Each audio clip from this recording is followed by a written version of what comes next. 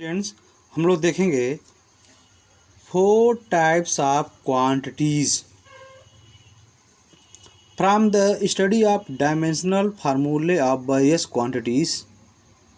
हमने जितनी various quantities था उसके डायमेंशनल फार्मूला स्टडी करने के बाद ये पता चला कि we can easily divide them into 4 types, कि हम लोग इन इन क्वांटिटीज़ को हम लोग 4 टाइप्स में डिवाइड कर सकते हैं।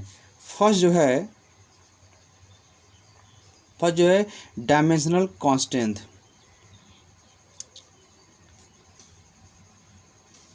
डायमेंशनल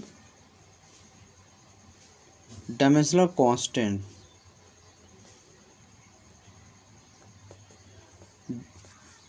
डायमेंशनल कांस्टेंट क्या है?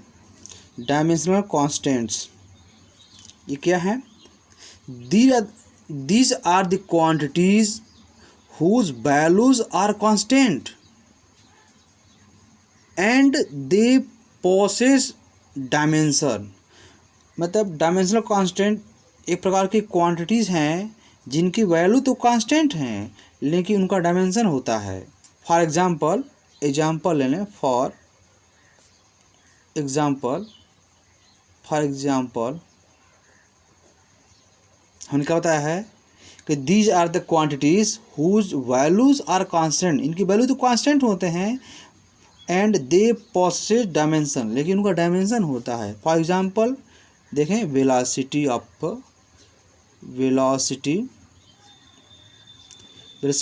Light,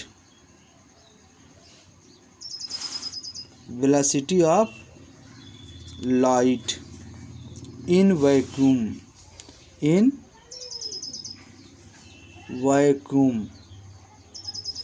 velocity of light in vacuum, इनकी वैल्यू तो कांस्टेंट होता है। वैल्यू 3 × 10⁸ मीटर पर सेकंड होता है इसकी वैल्यू, लेकिन इनका डायमेंशन होता है, इसका डायमेंशन होता है स्पीड ऑफ लाइट का। और नेक्स्ट जो है universal gravitational constant,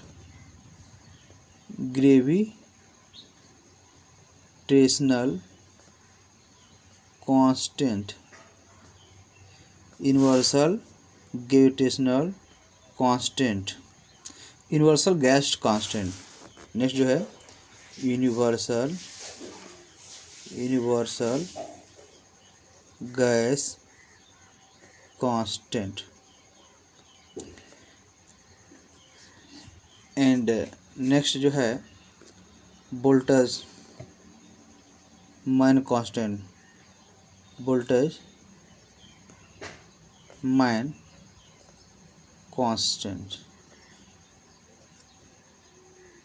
constant, UTC. देखें, ये ऐसी फिजिकल क्वांटिटी हैं जिनकी वैल्यू तो कांस्टेंट होती है लेकिन इनका डायमेंशन होता है। देखिए इन सब का dimension, speed of light in vacuum, इसकी वैल्यू कांस्टेंट है लेकिन डायमेंशन होता है। यूनिवर्सल ग्रेविटेशनल कांस्टेंट, इसकी वैल्यू कांस्टेंट होती है लेकिन डायमेंशन होता है। कितना होता है इसकी वैल्यू? 6.67 10⁻11 न्यूटन स्क्वायर पर kg स्क्वायर। और ये यूनिवर्सल गैस कांस्टेंट की वैल्यू भी कांस्टेंट होती है लेकिन इसका डायमेंशन होता है। बोल्ट्जमैन कांस्टेंट, इसकी वैल्यू कांस्टेंट होती है लेकिन इसका डायमेंशन होता है। सेकेंड जो है, सेकेंड नंबर देखेंगे dimensional variables. Dimensional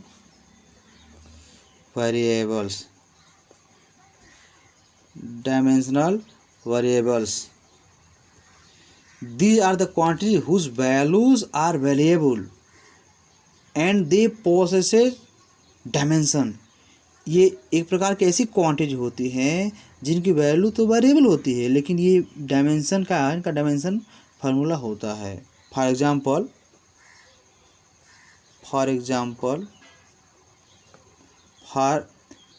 example area, volume,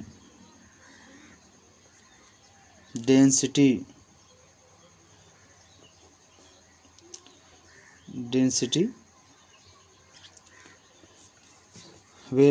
density हो गया, velocity, and acceleration force etc। Next जो है थर्ड देखें, थर्ड जो है dimensionless constants. Dimensionless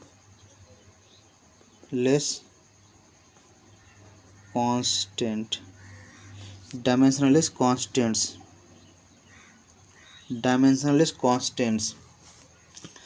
these are the quantities whose values are constant but they do not possesses dimension. इनकी value जो होती है ऐसी क्वांटिटी हैं जिनकी वैल्यू जो कांस्टेंट होती है लेकिन इनका डायमेंशन नहीं होता है।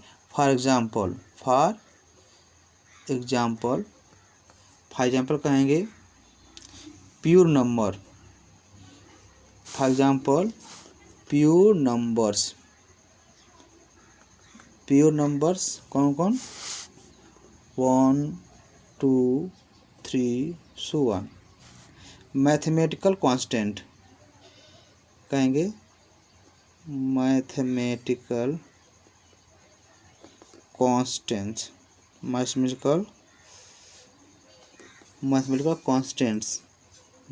that is pi and etc।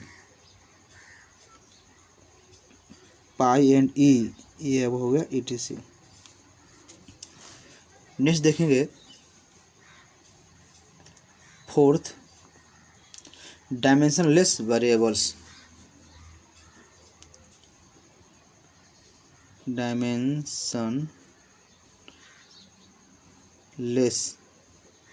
Dimensionless variables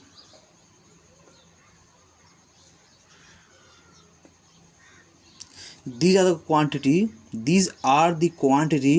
whose value are variable।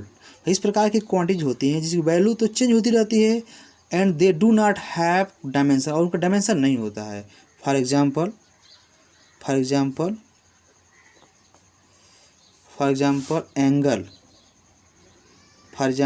Angle,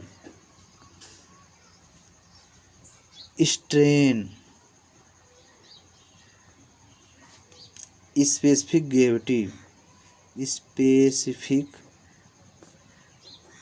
gravity. Next students हम लोग देखेंगे यूजेज ऑफ डायमेंशनल इक्वेशंस। ये देखेंगे uses of dimensional equations.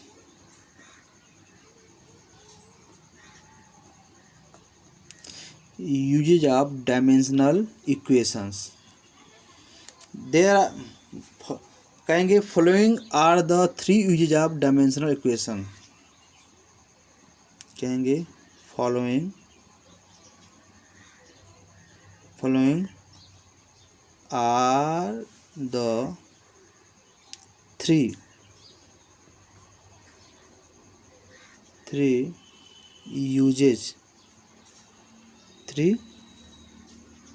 uses of dimensional equation।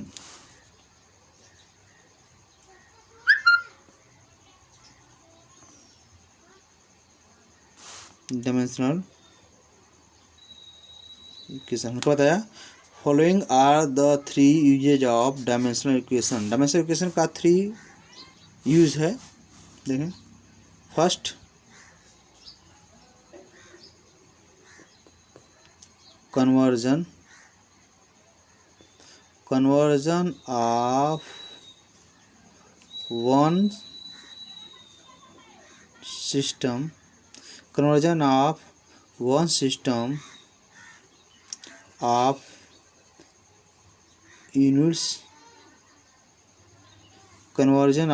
system of units into another। One system के unit को दूसरे system के unit में चेंज करना। सेकेंड इसका यूजेज है checking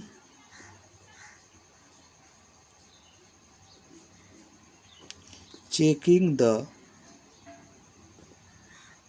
correctness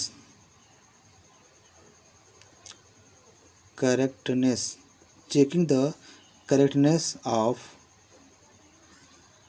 various formulae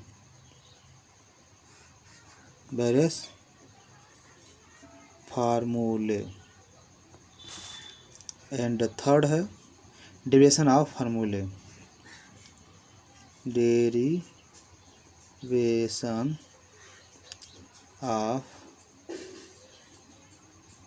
of formulae. Let us now discuss each advantage in detail. First हम लोग डिस्कस करेंगे conversion of one system of units into another. First हम लोग स्टडी करेंगे कौन सा फर्स्ट हम लोग स्टडी करेंगे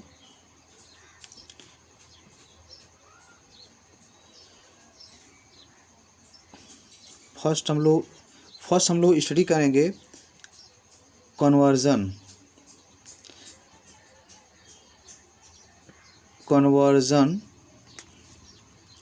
of one system of units into another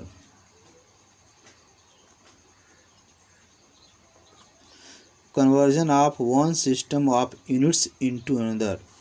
first system के यूनिट को दूसरे सिस्टम के यूनिट में किस तरह हम लोग कन्वर्जन करेंगे, इसके लिए फार्मूला डेराइव करेंगे. इसके बाद एक एग्जांपल देखेंगे. फर्स्ट ऑफ ऑल हम लोग डेराइव फार्मूला देखें. यहाँ पर साइड में हम बता दे रहे हैं, जैसे मान लीजिए किसी ट्रेन की सपोज करो किसी बस की स्पीड जो है 40 km/h है. इसकी स्पीड मीटर पर सेकेंड में हमको वैल्यू फाइंड करनी है. तो यहाँ पर ये जो इसका न्यूमेरिकल वैल्यू क्या होगा, बस फर्स्ट सिस्टम के यूनिट को सेकेंड सिस्टम के यूनिट में कन्वर्जन करेंगे. तो ये कन्वर्जन करेंगे तो ये वैल्यू हमको फर्स्ट ये वैल्यू जो है न्यूमेरिकल वैल्यू फर्स्ट नोन रहेगी, सेकेंड की यूनिट की न्यूमेरिकल वैल्यू हमको नोन करना होगा. ये नोन है, ये अननोन है, तो इसी अननोन को हमको फाइंड करना होगा. इसके लिए हम फार्मूला डिराइव करेंगे. यदि km को मीटर में, आवर्स को सेकंड में कर रहे हैं, तो 40 जो है कि वैल्यू यहाँ पर क्या हो जाएगा, ये आपका n1 होता है फर्स्ट सिस्टम की न्यूमेरिकल वैल्यू, ये आपका n2 होता है सेकेंड सिस्टम की न्यूमेरिकल वैल्यू. इसको हम लोग बोलते हैं यूनिट, u1 है. ये फर्स्ट सिस्टम की यूनिट u1 और ये सेकेंड सिस्टम की यूनिट का है u2. और यूनिट में भी क्या होता है mlt होते हैं, मीटर आपका. mlt मीन्स होगा आपका मास लेंथ टाइम होगा. इस यूनिट इसमें भी क्या होगा, मास लेंथ एंड टाइम होगा. इसके लिए हम लोग फार्मूला डेराइव करेंगे. और फार्मूला डायरेक्ट तो हम लोग डायरेक्ट भी वैल्यू निकाल सकते हैं, लेकिन हम लोग with the help of dimensional जो है इक्वेशन का यूज़ करके हम लोग वैल्यू फाइंड करेंगे. तो देखें क्या है, ये जो है this is based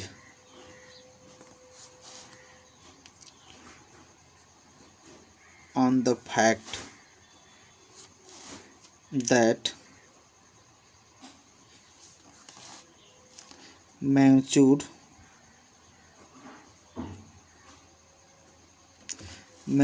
of a physical quantity, magnitude of a physical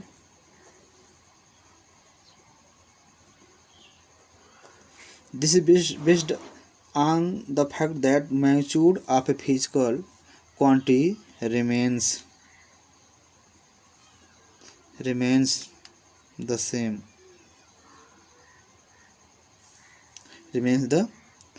whatever be the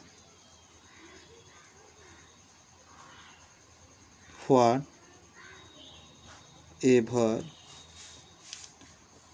be the system of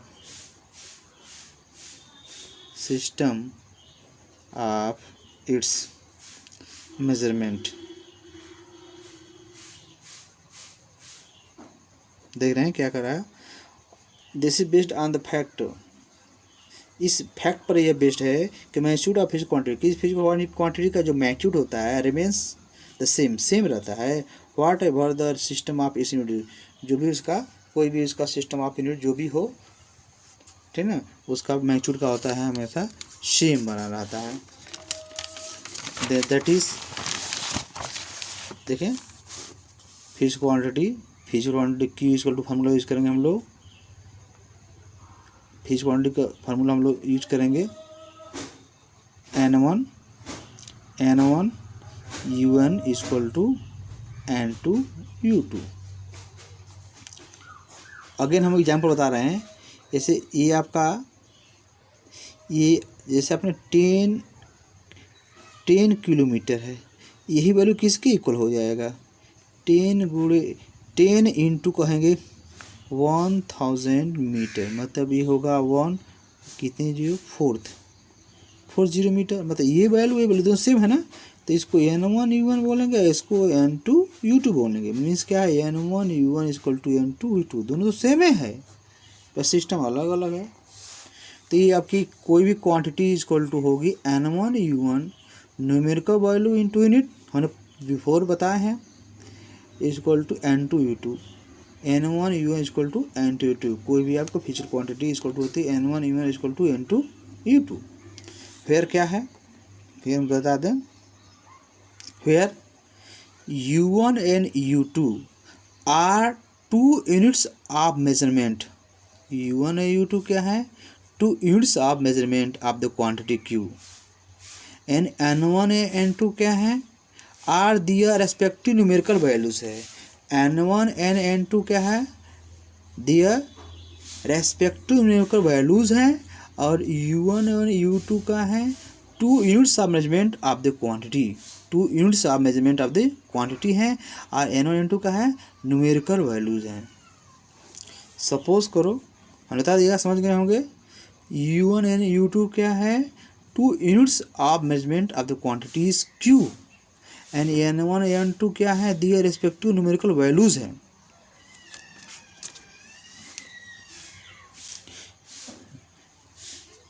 suppose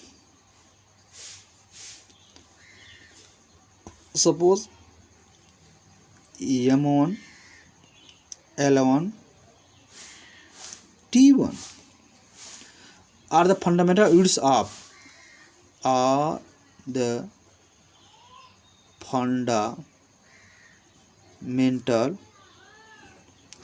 units of mass, length and time in one system,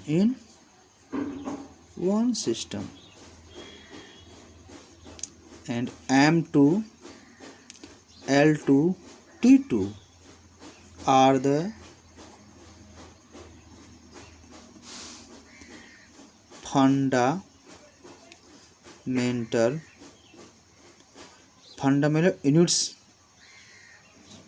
units of mass, length and time in the other system।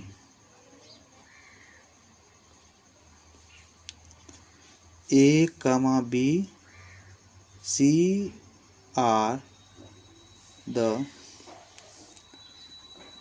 respective dimensions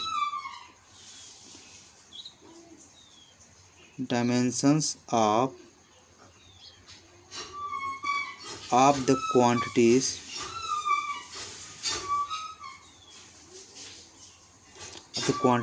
in mass, length and time, mass, length and time on both system,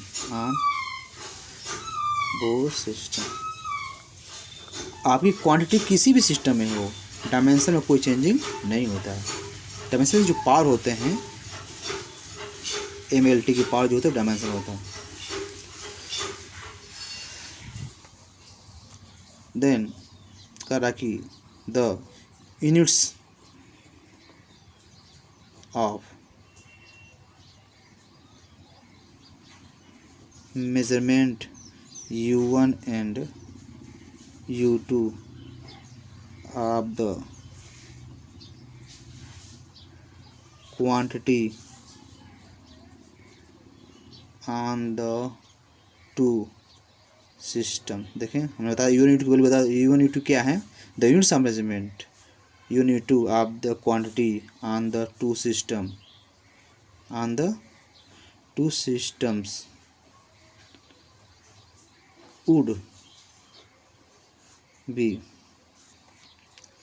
UN is equal to M1 की power A, L1 की power B and T1 की power C, and U2 की value M2 की power A, L2 की power B and T2 की power C। From 1, इसको मैंने equation first कर दे रहे हैं। From 1 N2 is equal to N1 U1 upon U2। देख लें, इस 2 नीचे चले जाएगा। देन N2 इसकी वैल्यू होगा, ये putting the value of N1 तो N1 रहेगा, U की वैल्यू यहाँ से, U वैल्यू यहाँ से, M1 की पावर A, L1 की पावर B एंड T की पावर C अपॉन U2 की वैल्यू यहाँ से, M2 की पावर A, L2 की पावर B, T2 की पावर का होगा C। Therefore we can write N1 is equal to M1 upon M2 की power A, L1 upon L2 की power B and T1 upon T2 की power C। देखें M1 L1 T1 M2 L2 T2 and ABC की value यदि हमको known है रहेगी equation से, देन हम N2 की वैल्यू में सेकेंड सिस्टम में न्यूमेरिकल वैल्यू N2 फाइंड कर सकते हैं। Okay, thank you. नेक्स्ट जो है बताएंगे एग्जाम्पल नेक्स्ट वीडियो में।